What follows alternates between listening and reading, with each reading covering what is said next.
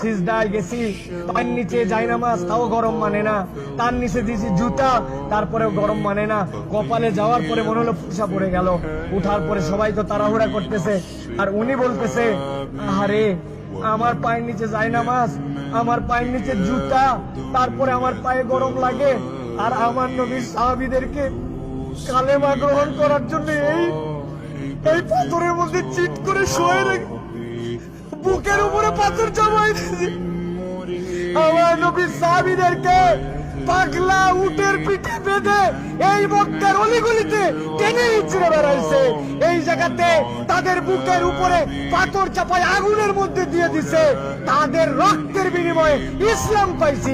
আজকে আমি 2 রাকাত নামাজে পায়ের গোড়ালি গরম হয়ে যাচ্ছে জন্য কষ্ট হয়, এসিটা একটু কম ঠান্ডা মারে জন্য কষ্ট হয়, আমার মাথার উপরে যদি একটুখানি সুন্দর ছাতা না থাকে কষ্ট হয়। আমার নবী, আমার সাহাবীরা কি কষ্ট করছে, এটা ফিলিংস এর সফর, হজের সফর,